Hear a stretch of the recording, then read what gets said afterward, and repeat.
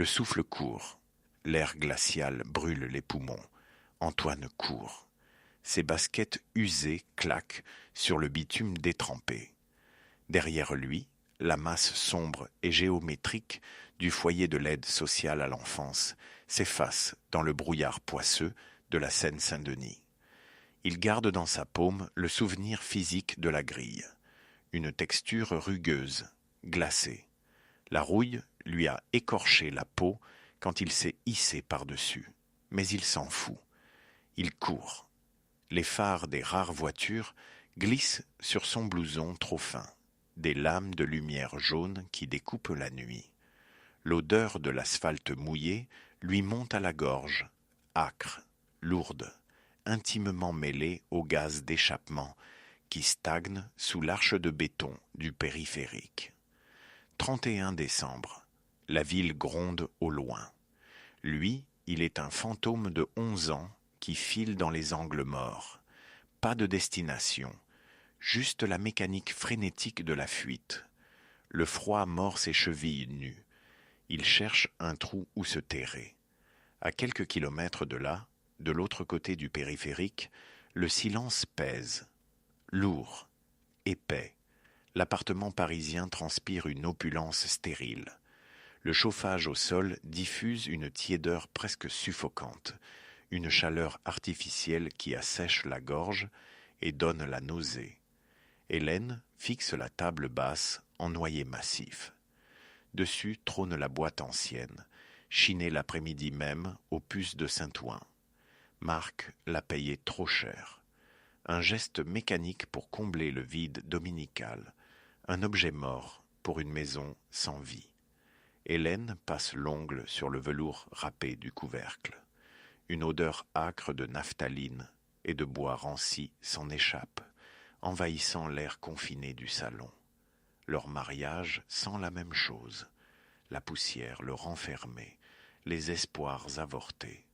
4 ans de protocoles médicaux, 4 ans de sang, d'aiguilles, de calendrier d'ovulation et de larmes froides avalées dans le silence d'une chambre d'amis transformée en bureau. Marc est assis dans le fauteuil en cuir, un verre à la main. Il ne la regarde pas. Il regarde la boîte. Elle soulève le couvercle. Le velours intérieur est taché, rongé par le temps. Sous un faux fond mal emboîté qu'elle fait sauter du bout des doigts, un papier plié, une fiche de renseignement usée, raturée, probablement volée ou égarée il y a des mois. Le nom d'un foyer en banlieue nord. Un prénom. Antoine. Une petite photo d'identité au teint grisâtre glisse et tombe sur le tapis de soie. L'enfant sur l'image a le regard dur, insondable, vide de toute enfance. Hélène ramasse le bout de papier. Ses doigts tremblent. Ce n'est pas de la compassion. C'est un élan désespéré, une superstition morbide, l'illusion qu'une coïncidence métaphysique vient de s'inviter dans leur salon pour les sauver d'eux-mêmes. Marc se penche. Leurs regards se croisent enfin. Il ne voit pas un gamin en détresse.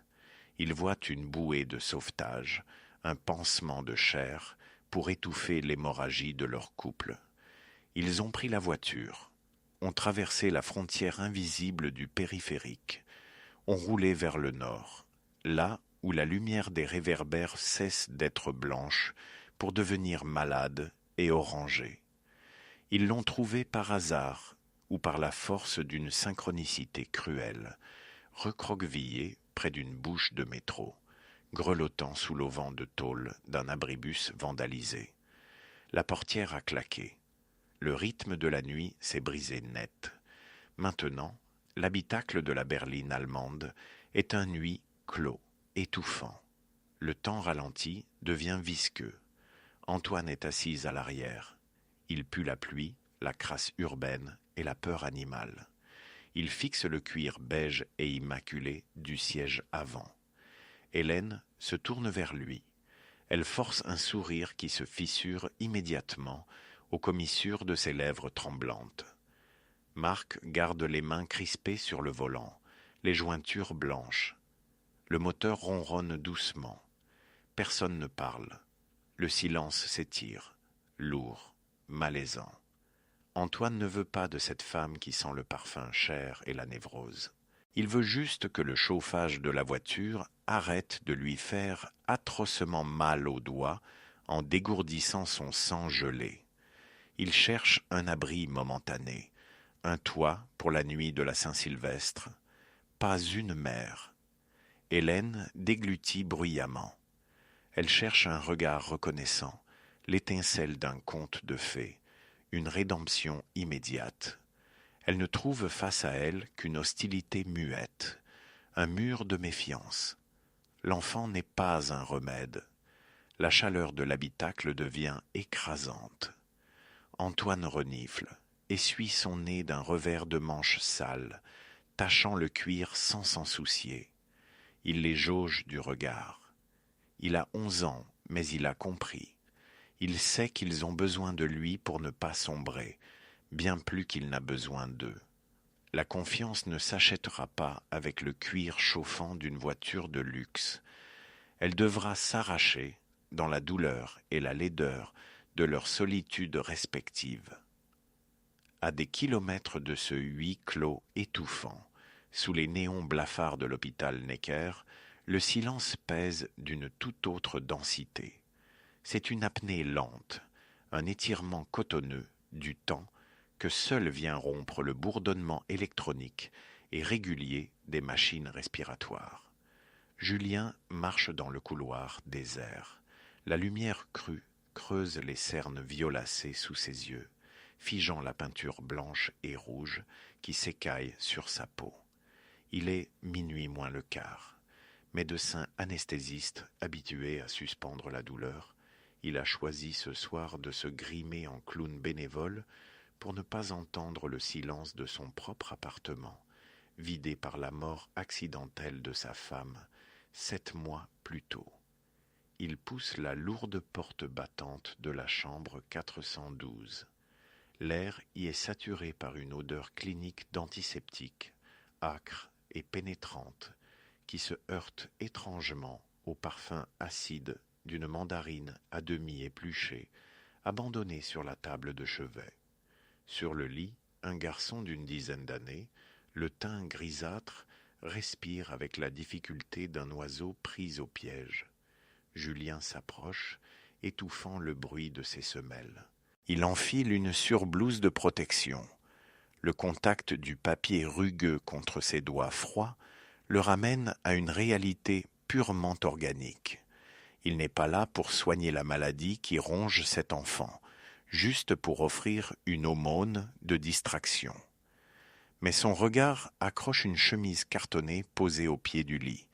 Une note de l'assistante sociale dépasse du feuillet administratif. Quelques mots dactylographiés, un nom de famille, une adresse, la sienne. Julien s'immobilise. Son souffle se bloque dans sa poitrine, ses poumons refusant soudain l'air raréfié de la chambre. Il lit et relit la ligne, les lettres dansant devant ses yeux fatigués. Procédure de parrainage. Projet d'adoption simple. Le nom de sa défunte épouse barre le bas de la page, associé à ce petit patient dont le dossier mentionne l'absence totale de famille. Il lâche le document, les mains tremblantes. Il observe l'enfant assoupi, ce corps chétif relié au tuyau translucide. Il n'y a ici aucune magie, aucune providence. Ce garçon n'est pas un cadeau posthume laissé pour le sauver. Il est le fantôme d'un avenir avorté, un secret lourd et vivant qui s'est construit dans l'angle mort de leur mariage. La culpabilité l'irradie, glaciale, remontant le long de sa colonne vertébrale. S'il n'avait rien vu de cette démarche, de ce besoin viscéral qu'elle portait en elle, jusqu'à venir régulièrement dans cette chambre, l'avait-il seulement regardé? L'avait-il vraiment aimé, ou n'avait-il chéri que l'illusion de leur couple sans heurts? Le garçon ouvre lentement les paupières. Ses yeux sombres et cernés fixent le visage maquillé de Julien. Aucun des deux ne sourit. Le médecin s'assoit lourdement sur la chaise en plastique au bord du lit. Il n'y a pas de tour de magie à exécuter, pas de blague à formuler. Juste le murmure lancinant des respirateurs qui rythme la fragilité de la vie. « T'es qui ?» chuchote l'enfant, la voix brisée par l'épuisement. Julien déglutit avec peine. Il sent la peinture sèche tirailler les commissures de ses lèvres. Il voudrait s'effondrer, hurler la trahison ou pleurer sa perte. Mais l'imminence de la mort, qui rôde sous ses draps d'hôpital, lui interdit tout apitoiement. Il s'incline légèrement en avant, le froissement de la blouse en papier résonnant comme une déchirure dans la chambre silencieuse. « Je ne sais pas encore, » répond-il dans un souffle imperceptible pour ne réveiller personne d'autre. Ils restent ainsi, deux naufragés immobiles dans la clarté stérile, se jaugeant du regard au-dessus du gouffre d'une femme disparue qui les relie de la plus cruelle des manières. Le tintement agressif d'une fourchette en argent contre le cristal de baccarat déchire brusquement l'espace. Ailleurs, sous les hauts plafonds moulurés d'un appartement du 16e arrondissement, l'air est devenu irrespirable. La chaleur moite de la salle à manger s'épaissit, saturée par le parfum lourd et capiteux de la maîtresse de maison. Les voix se superposent en une cacophonie mondaine, une toile d'araignée de sous-entendus venimeux, de jugements assenés avec l'assurance de ceux qui ne doutent jamais, et de sourires tranchants. Alice étouffe. Ses mains, cachées sous la nappe en damassé, se crispent à s'en enfoncer les ongles dans les paumes. C'est une crise d'angoisse silencieuse, une noyade à sec au milieu des convives qui dissèquent sa vie avec une politesse obscène. L'oxygène ne passe plus la barrière de sa gorge. La tapisserie aux motifs complexes semble se refermer sur elle. Son mari, assis à sa droite, s'arrête soudain de mâcher. Il tourne la tête. Pour la première fois depuis des années, il la regarde vraiment. Il voit la sueur froide perler à la racine des cheveux de sa femme, la pâleur cadavérique de ses traits, la terreur pure dans ses yeux fixes. Le vernis de son héritage familial craque d'un coup. La violence passive de ce milieu le frappe avec la brutalité d'un haut-le-cœur. Il repousse sa chaise dans un crissement strident qui fige instantanément la tablée. Il attrape le poignet d'Alice. On s'en va. Aucune excuse n'est formulée, aucun regard n'est accordé à sa mère outrée. Dans les minutes qui suivent, la lourde porte palière claque, avalant les protestations. La fuite est viscérale, sans préméditation. Très vite, l'habitacle de leur voiture devient un caisson d'isolation glissant sur l'asphalte noir. Le brouhaha étourdissant du dîner laisse place à un huis clos en mouvement. Aucun mot n'est prononcé. Le silence est lourd de tout ce qui n'a jamais été dit. L'angoisse d'Alice a muté. Elle fuyait ces tortionnaires mondains. Mais à présent, le vide de la voiture la terrorise tout autant. C'est l'angoisse vertigineuse d'une liberté inattendue. Son mari fixe la route, les phalanges blanchies sur le volant, rongé par une culpabilité tardive, lâche. Il a laissé faire trop longtemps. Il l'a laissé pourrir sur pied. Le seul métronome de leur nuit est le balayage hypnotique, régulier, des essuie-glaces qui repoussent l'averse hivernale s'abattant sur l'autoroute de l'Ouest. Le Finistère les cueille au cœur des ténèbres, sauvages, hostiles et déchaînés. Lorsqu'ils s'extraient enfin de la voiture, devant la petite maison de pêcheurs isolée, au bout d'une lande pelée, la nature les agresse pour mieux les laver. Le choc glacé de la pluie frappe le visage d'Alice, une gifle organique qui réveille la chair engourdie. Sur ses lèvres fendillées, elle recueille le goût âpre du sel et de l'écume. Le vent hurle, un bruit assourdissant qui s'engouffre dans ses poumons et vient frapper avec une rage aveugle les volets en bois tordus de la bâtisse. Elle inspire, goulûment, l'odeur puissante, presque métallique de l'iode et de la vase retournée par la marée. La tempête efface Paris, efface les dorures et le mépris. Mais une fois la clé tournée dans la serrure rouillée, face au froid glacial de la pièce obscure, le vacarme extérieur ne suffit plus à masquer leur réalité. Sans l'ennemi commun de la belle famille pour faire diversion, Alice se tient debout, trempée jusqu'aux os, face à cet homme fatigué. Il n'y a plus de mur pour se cacher, juste le gouffre béant de leur propre couple, aussi sombre et insondable que l'océan qui se fracasse contre les rochers en contrebas. Loin de ce fracas sauvage, la nuit parisienne s'étire dans une mélancolie de néons et d'asphalte noir. Sur le périphérique intérieur, la pluie fine et grasse ne frappe pas. Elle glisse. Elle enveloppe les carrosseries d'un voile poisseux. À l'intérieur de sa berline, Michel serre le volant de cuir froid, les jointures blanchies par la tension d'une fatigue qu'il refuse d'admettre. L'habitacle empeste le faux pain désodorisant, une odeur chimique et sucrée qui se mêle à la poussière des moquettes et ne parvient pas à masquer le vide. Ce soir, Michel roule pour fuir l'appartement de sa mère, récemment décédée, dont le silence oppressant et l'odeur de renfermé menaçaient de l'étouffer. Le cliquetis régulier, presque métronomique, du clignotant rythme son insomnie forcée tandis qu'il s'insère dans la file de gauche. Dans le rétroviseur central, une lueur rougeoyante, reflet mouvant des feux de freinage, glisse lentement sur le visage trempé de sa passagère.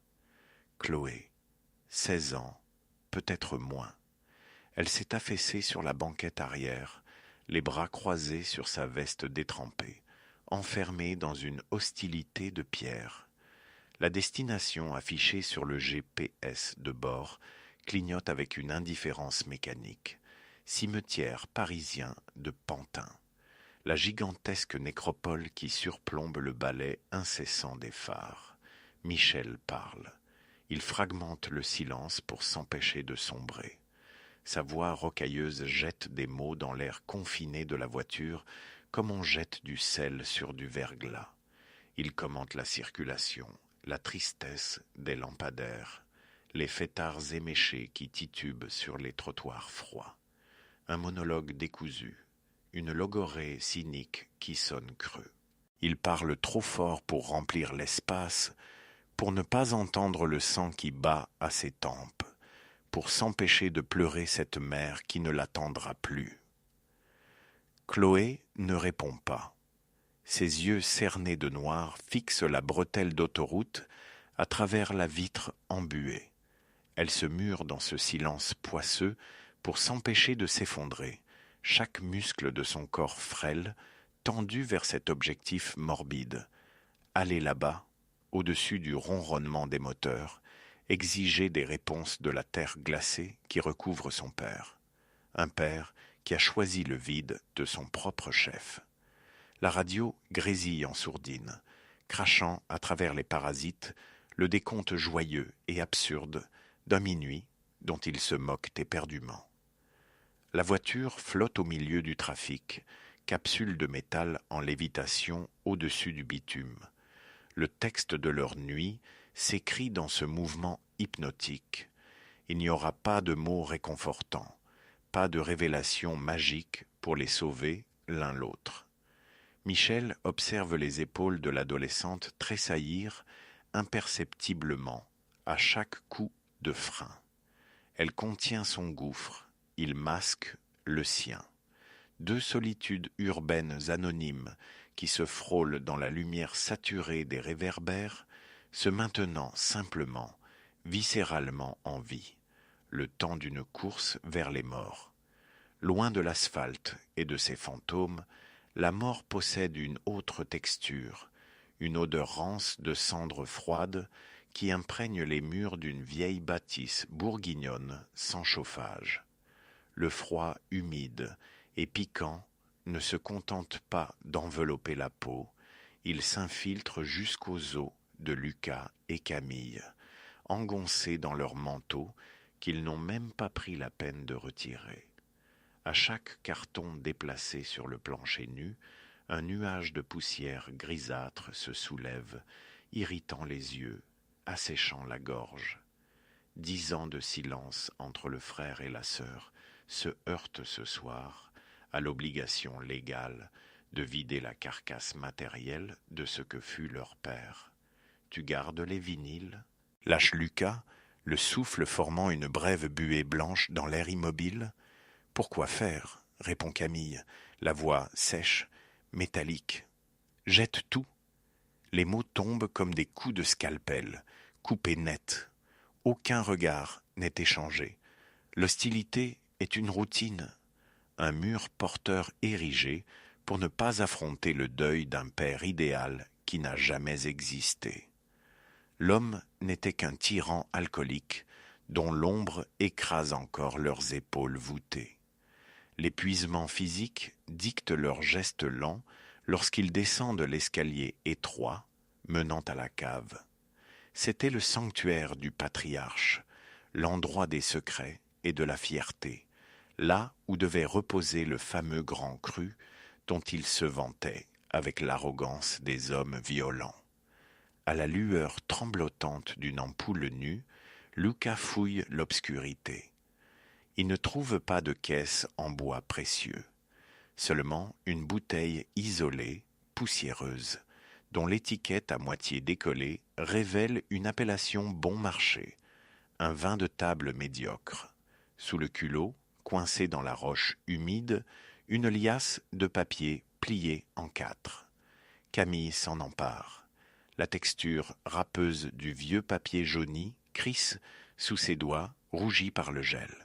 Elle lit en silence, puis, à voix haute, sans intonation, une lettre de renonciation, des avis de saisie, des dizaines de dettes accumulées, misérables, dissimulées sous des décennies de mensonges.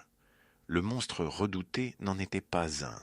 Il n'était qu'un homme pathétique, noyé dans ses factures, incapable de grandeur, même dans la destruction.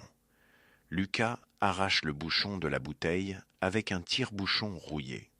Il porte le goulot à ses lèvres.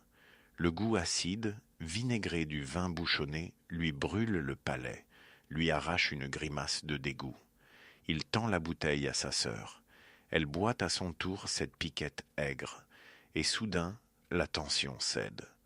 Découvrir cette vérité banale et crasse anéantit leur mythologie familiale. Ils ne sont plus les victimes d'un bourreau tout-puissant, juste les héritiers d'une vie ratée. Camille s'assoit lourdement sur une marche en pierre, les bras ballants. Lucas glisse le long de la paroi suintante de salpêtre jusqu'à toucher le sol battu. La rivalité fraternelle s'évapore dans la poussière. Il n'y a ni pleurs, ni grande réconciliation, seulement un effondrement musculaire total, le silence lourd d'une cave bourguignonne, et le rythme de leur respiration haletante qui prennent enfin la place des rancœurs. Ailleurs, à des centaines de kilomètres vers l'est, un autre souffle se déchire dans la nuit, pas celui de l'épuisement, mais celui d'une agonie blanche. Le vent hurle à travers les sapins noirs du massif du Jura, effaçant les contours du monde. Le crissement lourd de la neige gelée cède sous les bottes de Vincent. La morsure du froid lui brûle les poumons à chaque inspiration, figeant la salive au coin de ses lèvres. Le faisceau tremblant de sa lampe torche balaie le chaos de la tempête. Une masse sombre brise l'immaculé. Une bête, pense-t-il d'abord. Puis, il voit la main, sans gants, les doigts raides, recroquevillés, en griffes dans la poudreuse. Il court, s'agenouille, retourne le corps avec une brutalité nécessaire. Élodie. Son visage n'est qu'une pâleur cadavérique, la peau marbrée de plaques violacées par l'hypothermie. Mais sous la croûte de givre, le faisceau cru révèle d'autres sillons, une pommette enflée, noire, l'arcade ouverte, le sang figé dans le sourcil, les séquelles physiques d'une violence bien plus intime que celle du blizzard. Elle a fui le chalet de son nouveau mari, à pied, dans la tourmente. Vincent ne prononce pas son nom. Les mots gèlent. Il glisse ses bras sous ses aisselles, soulève le corps inerte. La marche vers la cabane forestière est une mécanique sourde. Un pas, puis l'autre, les muscles qui hurlent contre le poids de la chair morte. La porte en bois massif cède enfin sous un coup d'épaule. L'intérieur est saturé par l'odeur âcre de la fumée du poêle à bois. Il la dépose à même le sol. Le tremblement incontrôlable des mâchoires d'Élodie résonne dans la pièce. Un claquement de dents sinistre, animal. Vincent agit. Pas de geste tendre, pas de caresse, de retrouvailles. La survie prime. Il arrache les vêtements mouillés, devenus des armures glacées. Le tissu résiste, poisseux. La peau nue apparaît sous la lumière jaune. C'est un champ de bataille. Des ecchymoses jaunes, vertes, constellent ses côtes. Vincent serre les dents. Il ravale ce syndrome du sauveur qui lui monte à la gorge, cette pulsion de vengeance inutile. La rédemption n'a pas sa place ici. Il frictionne les membres glacés avec une rudesse clinique, l'enveloppe de force dans des couvertures de laine rêche. La chaleur rayonnante du poêle frappe les tissus humides, soulevant des volutes d'eau évaporées. La respiration d'Élodie, hoquette, racle sa gorge. Ses paupières s'entr'ouvrent, vitrifiées. Aucun pardon hollywoodien dans son regard, aucune romance. Juste la terreur pure d'une bête traquée qui lutte, viscéralement, pour reprendre possession de sa propre enveloppe charnelle, ce corps que les poings d'un homme ont brisé et que la neige a failli avaler. Le tic-tac d'une horloge murale découpe le silence lourd du chalet, égrenant les dernières heures de l'année. Ce même compte à rebours, implacable, résonne à des centaines de kilomètres de là, englouti par le vacarme poisseux de la capitale. Sous les réverbères oranges qui bordent le périphérique, l'asphalte mouillé recrache une odeur âcre de gaz d'échappement et de pluie sale. Antoine s'est arrêté de courir. Ses poumons le brûlent. L'air glacé lui cisaille la gorge à chaque inspiration. Ses petits doigts, rougis et engourdis, s'agrippent aux barreaux rugueux d'une bouche d'aération d'où s'échappe une maigre vapeur tiède. Il n'est plus qu'une ombre frissonnante, un corps d'enfant de 11 ans jeté dans la gueule béante de Paris. Il ne cherche pas de famille, il cherche un toit, une planque, un répit avant que la patrouille de l'aide sociale à l'enfance ne le rattrape. À quelques rues de là, le contraste est d'une violence obscène. Dans l'opulence d'un appartement bourgeois, la tiédeur du chauffage au sol monte le long des grandes baies vitrées, presque suffocantes. L'air y est lourd, saturé par les non-dits d'un couple en ruine. Le silence entre eux est un cadavre qu'ils refusent de regarder, le spectre d'une infertilité qui a rongé les fondations de leur mariage. Sur la table basse en marbre, trône la boîte en bois précieux, achetée quelques heures plus tôt aux puces de Saint-Ouen. Le couvercle est ouvert. Il s'en dégage une odeur tenace de naphtaline et le toucher désagréable d'un velours râpé, usé par le temps. Au fond du coffret, un carnet de bord écorné et une vieille carte de transport. Le nom d'Antoine. Une adresse de foyer. Ce n'est pas la charité qui pousse la femme à enfiler son manteau, ni un quelconque instinct maternel miraculeux. C'est l'urgence viscérale de trouver un pansement pour sa propre existence, de remplir le vide béant de ce grand salon. Lorsqu'ils finissent par croiser la route du garçon, recroquevillés sous le porche de leur propre immeuble, où le carnet l'a mystérieusement guidé, il n'y a aucune magie. Le rythme urbain, saccadé par les klaxons lointains, se fige brutalement. Le temps s'étire, lourd, malaisant. La femme s'approche, ses talons claquant sur le trottoir détrempé. Elle tend une main hésitante. Le regard d'Antoine est dur, insaisissable, semblable à celui d'un animal sauvage acculé. La rencontre est le choc frontal de deux détresses qui se dévisagent sans se comprendre. L'enfant fixe cette main manucurée, évalue la chaleur potentielle de l'appartement derrière la porte vitrée.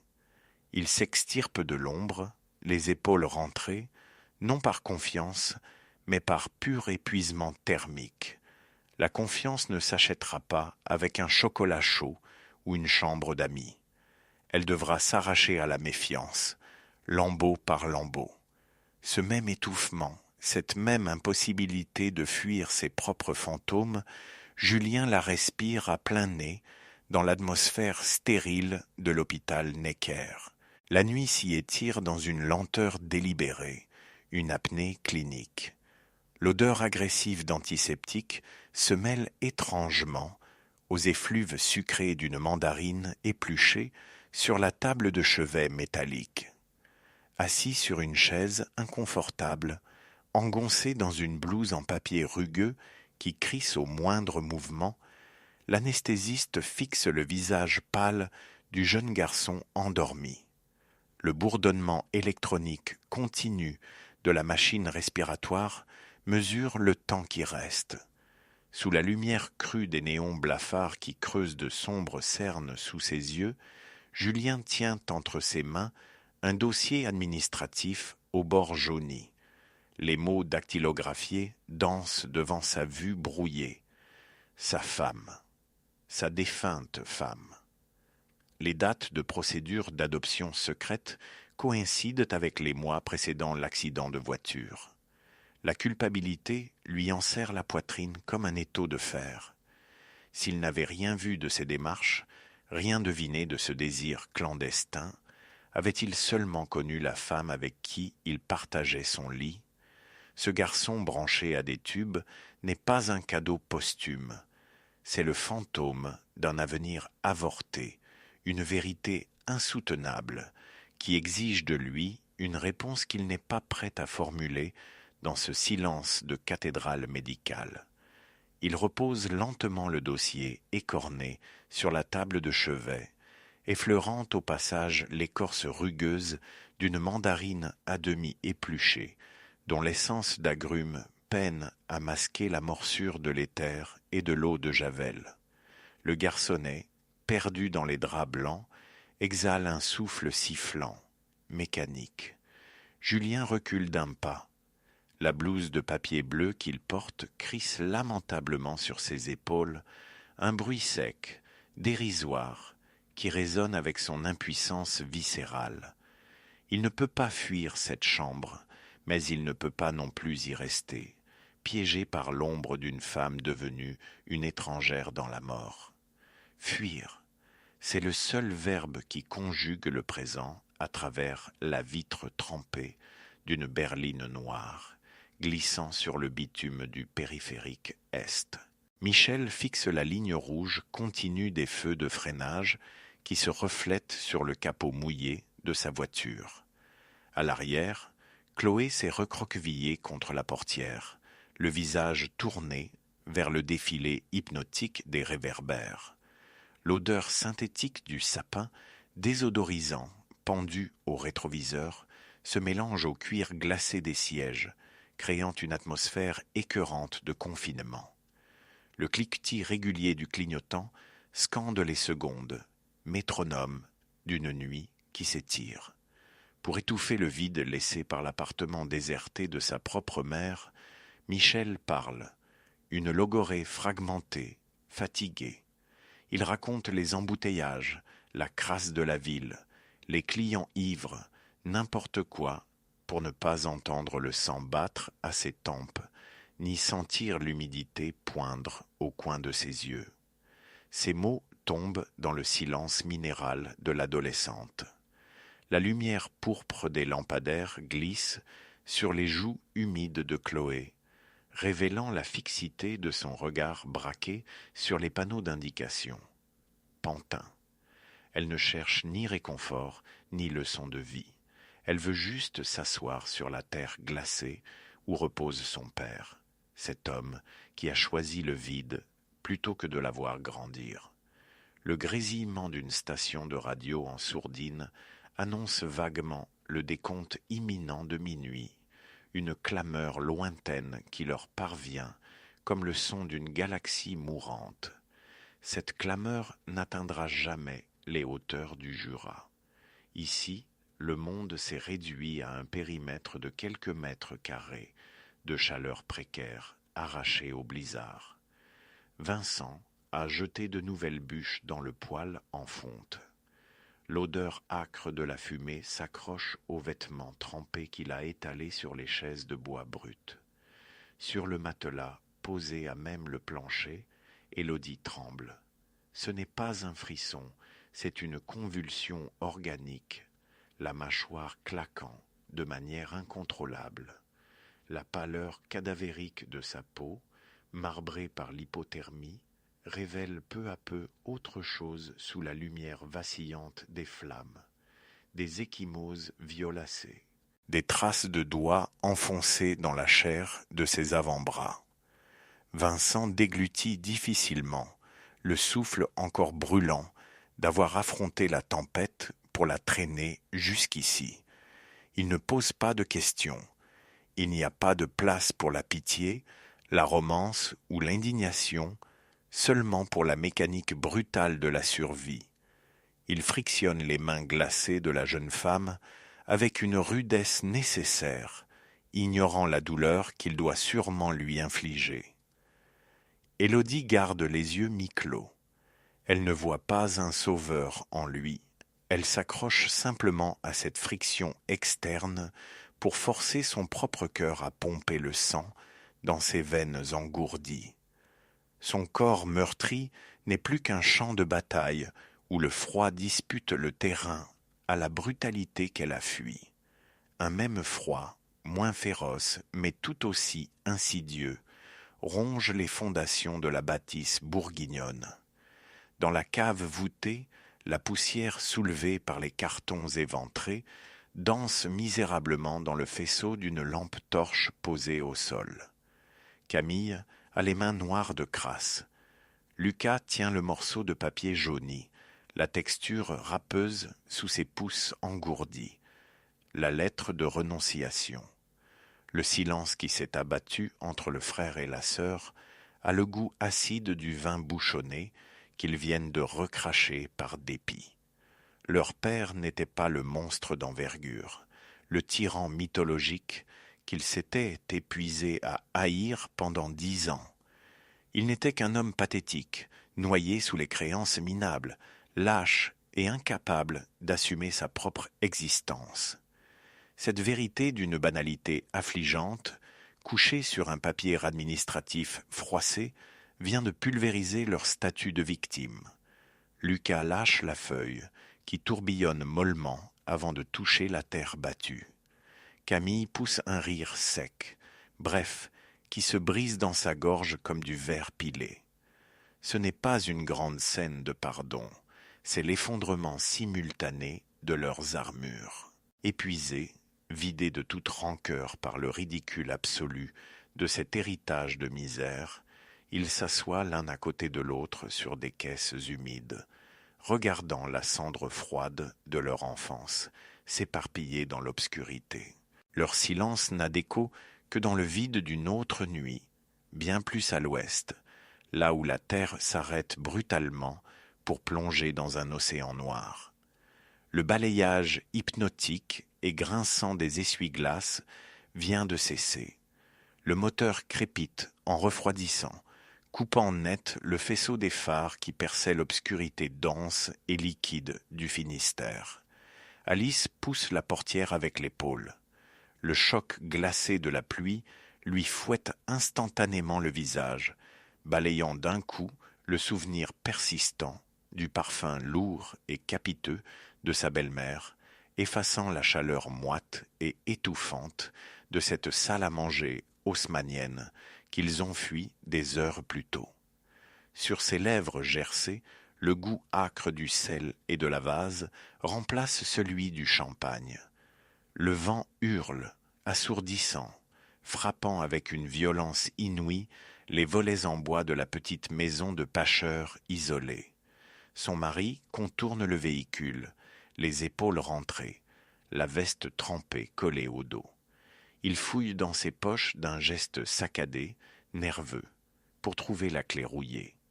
Dans cette obscurité saturée par l'odeur brute de l'iode, Alice reste immobile, pétrifiée sous le déluge. Une angoisse nouvelle, pure et organique, lui enserre la poitrine. Elle croyait fuir la violence passive-agressive d'un milieu mondain qui l'écrasait, mais ici, face au vacarme d'une nature indifférente, le silence de l'habitacle a laissé place à un autre vertige. Elle se retrouve brusquement face au gouffre béant de son propre mariage. Son mari s'agite, poussé par une culpabilité tardive, tentant de forcer la serrure gonflée par l'humidité de l'Atlantique. Ils sont seuls, définitivement seuls face à l'étendue de leur renoncement.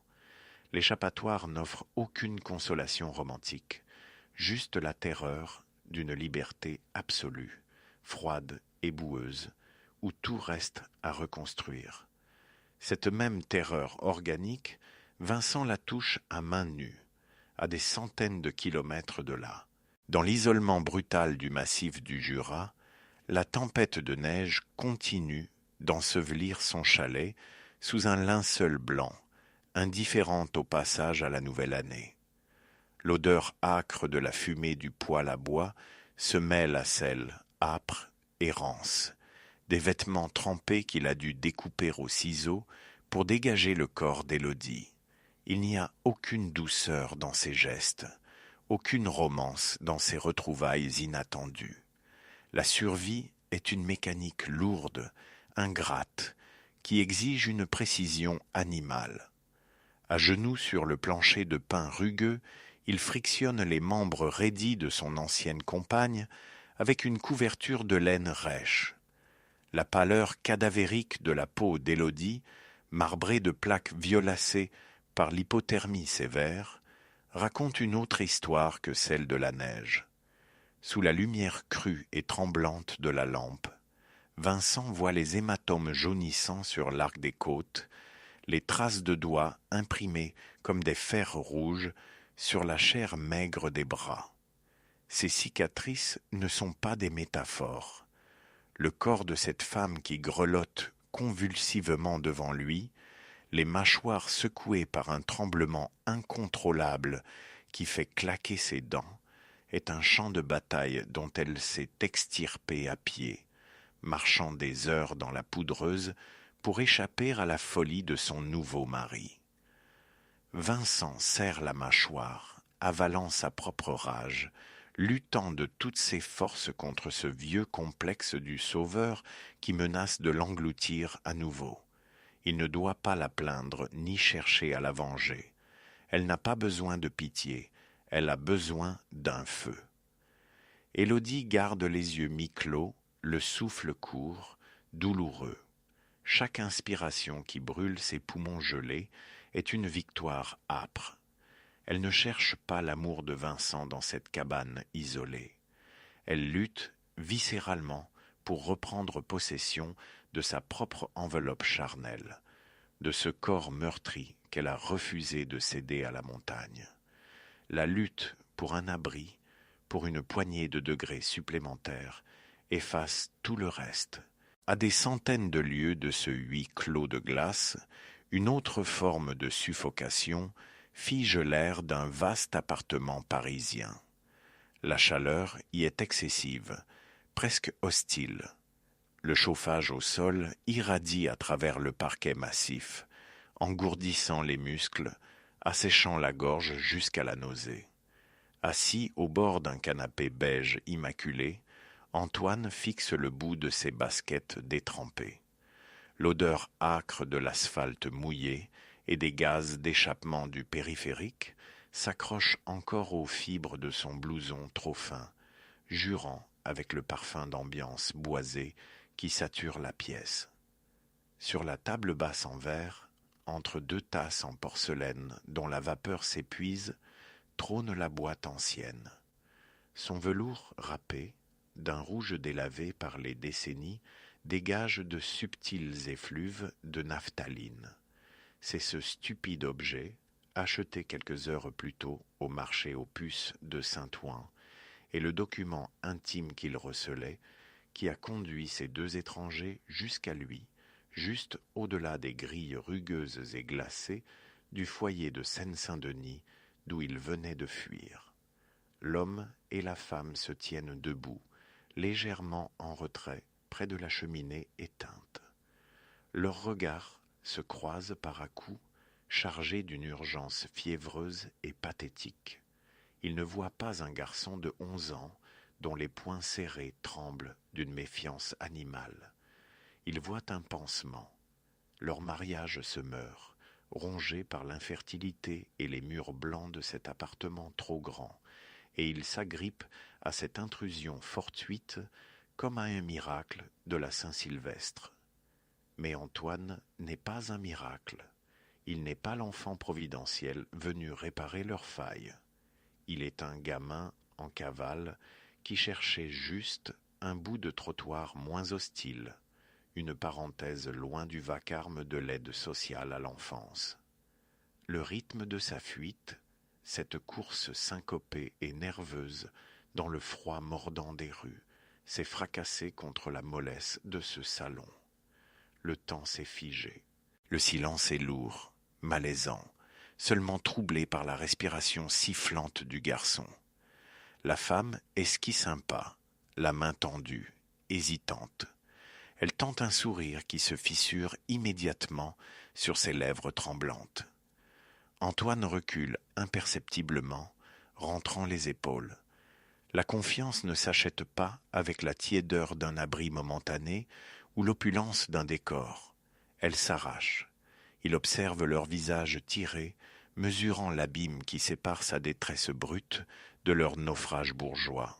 Ce même abîme, cette même impossibilité de communiquer autrement que par les silences et les regards fuyants, remplit l'habitacle exigu d'une berline noire qui continue sa course aveugle. Le chauffage de la voiture tourne à plein régime, brassant une odeur de faux pain désodorisant qui se mêle au froid persistant du cuir des sièges. Dans le rétroviseur central, Michel observe le visage de Chloé, éclairé par intermittence par la lumière rouge baveuse des feux de freinage. Elle glisse sur les joues mouillées de l'adolescente, soulignant la pâleur cireuse de ses traits figés par l'angoisse.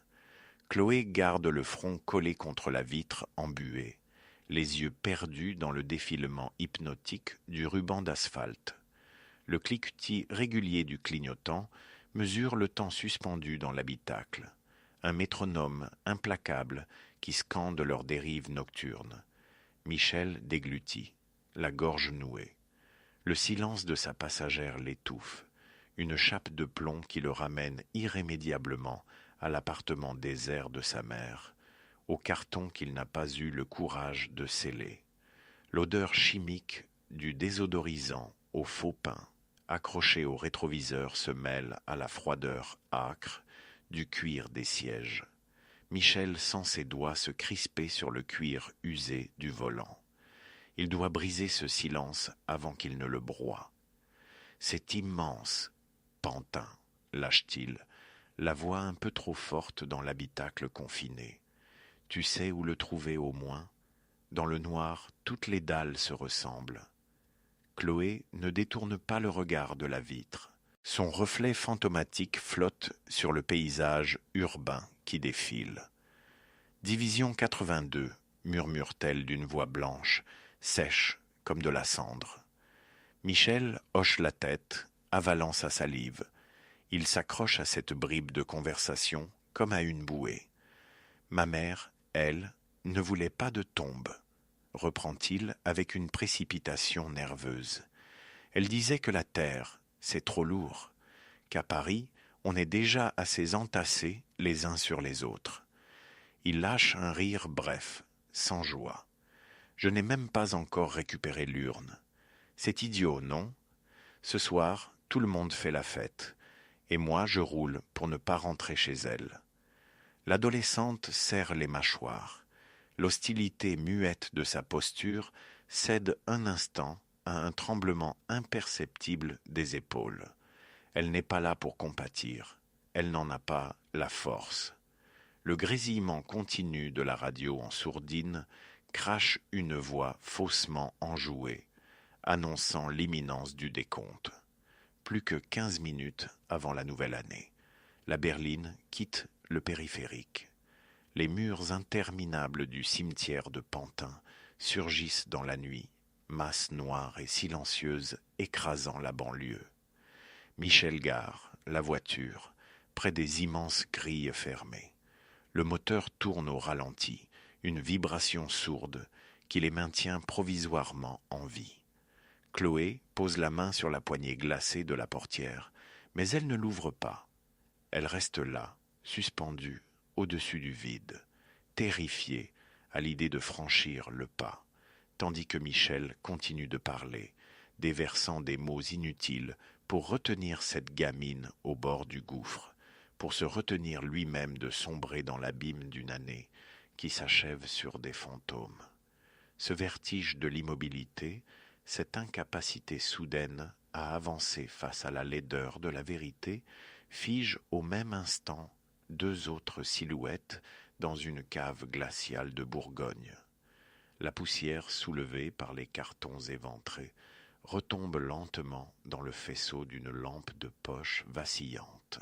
Lucas tient entre ses doigts engourdis par le froid humide de la vieille bâtisse en pierre un feuillet jauni à la texture râpeuse. L'odeur de cendres froides en provenance de la cheminée à l'étage semble avoir imprégné chaque recoin de la pièce souterraine, effaçant toute illusion de chaleur familiale. Il n'y a pas de grand cru millésimé dans le casier attendu. Camille, assise sur une caisse vermoulue, fixe le sol en terre battue. Entre eux, je pose une bouteille de vin de table bon marché, hâtivement ouverte par dépit. Le liquide à l'intérieur exhale des effluves acides, le goût d'un vin bouchonné qui pique le nez et agresse la gorge. Lucas laisse tomber le feuillet sur le couvercle déformé d'un carton. Le bruit sec du papier jauni résonne dans le silence poisseux de la cave. 70 000, lâche-t-il, la voix rendue rocailleuse par le froid et la poussière en suspension. Camille relève lentement la tête. Ses traits sont tirés, creusés de cernes violacées que la lumière blafarde de la lampe de poche accentue. Sans un mot, elle attrape le goulot poisseux de la piquette, s'en verse une rasade dans un gobelet en plastique ébréché et boit. Une grimace déforme ses traits. L'acidité vinaigrée du liquide lui arrache un frisson qui n'a rien à voir avec le froid humide suintant des murs de pierre. Elle recrache presque la gorgée, essuyant ses lèvres d'un revers de manche maculé de suie. La majesté du monstre vient de s'effondrer. 10 ans qu'ils ne s'étaient pas parlé, 10 ans à cultiver chacun de leur côté le mythe d'un tyran invincible, d'un bourreau omnipotent dont ils s'estimaient les victimes tragiques. Et tout se résume à ça, une liasse de factures impayées, des relances d'huissiers dissimulées au fond d'une caisse moisie sous une bouteille à 3 €.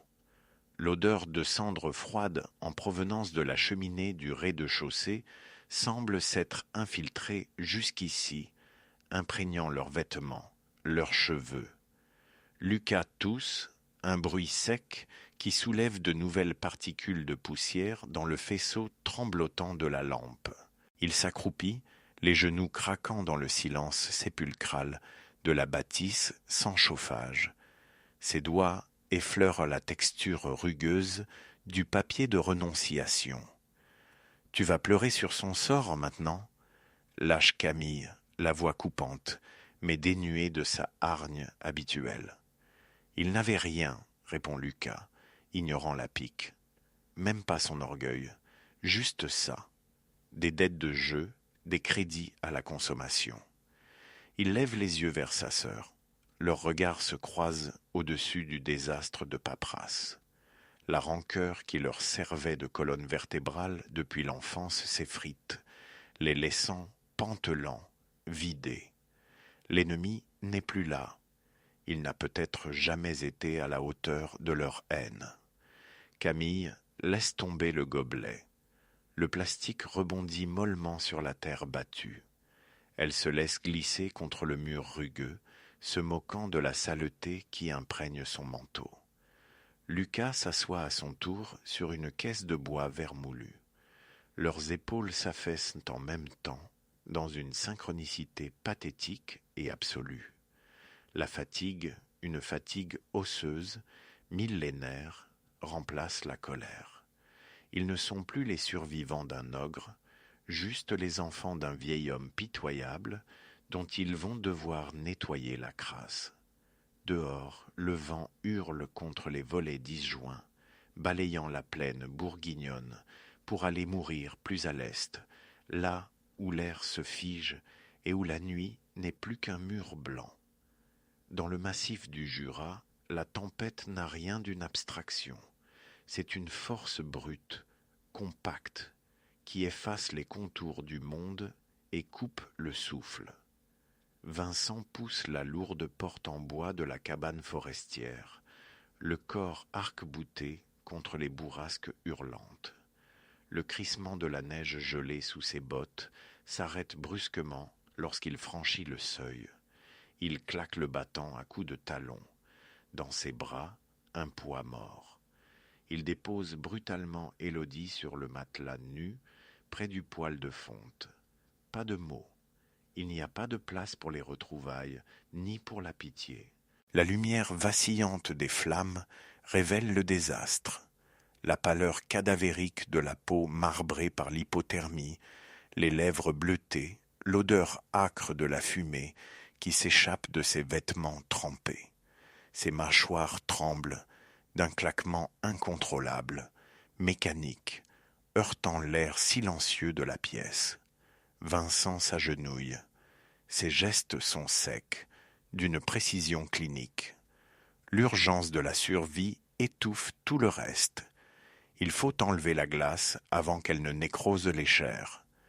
Il tire sur la fermeture éclair coincée, finit par déchirer le tissu raidi du manteau.